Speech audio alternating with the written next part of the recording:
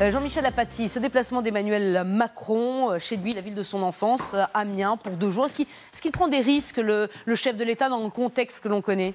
Oui, voilà, c'est un risque parce que tout le monde est en colère. Donc aller vers des gens dont on sait qu'ils sont en colère, c'est prendre un risque. Au passage, vous l'avez dit, il a vécu à Amiens, sa famille est à Amiens. Donc Emmanuel Macron, en allant à Amiens, veut aussi montrer qu'il n'est pas parisien. Parce que ça n'est pas bien d'être parisien. Paris, madame, ça n'est pas la France. Donc il faut aller à Amiens pour faire cette démonstration.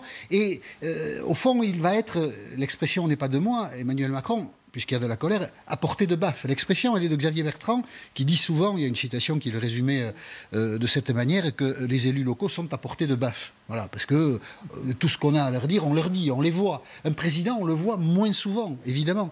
Et donc, Emmanuel Macron sort d'un confort qui est le confort de l'Élysée pour aller au-devant de ce que l'on imagine être la colère. Donc ça va sans doute produire des images assez fortes, des gens qui, retraités, d'autres catégories professionnelles, vont lui faire des reproches.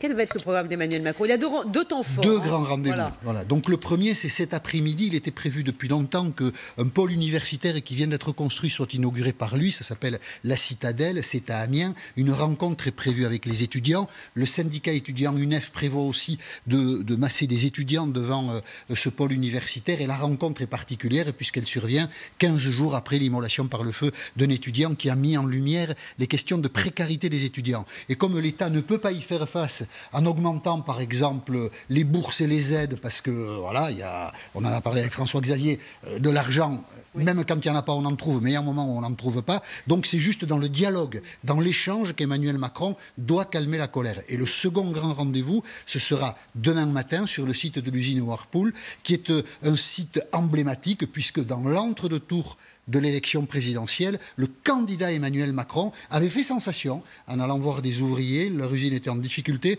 un repreneur se présentait mais rien n'était gagné. Je vous propose d'écouter Emmanuel Macron, c'était il y a 2 ans et demi. Ce qu'on a à faire collectivement pour le pays, c'est une montagne. Une montagne.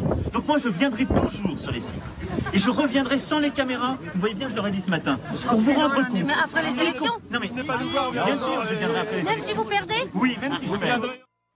Alors, 1, il a gagné, 2, il revient, donc il tient sa promesse, mais à mon avis, il ne va pas revenir sans caméra, parce que demain, il y aura des caméras. Quelle est la situation sur le site de Whirlpool? C'est que le repreneur a fait faillite, que l'activité économique, elle n'y est toujours pas, et donc il devra rendre des comptes aux salariés. Là aussi, il y aura l'expression, non seulement d'une colère, mais d'une déception, ce qui est assez terrible dans une démocratie, évidemment. Oui, il est attendu, effectivement, au tournant, Emmanuel Macron, demain, et dès cet après-midi, effectivement, à suivre tout ça sur LCI, vous le savez.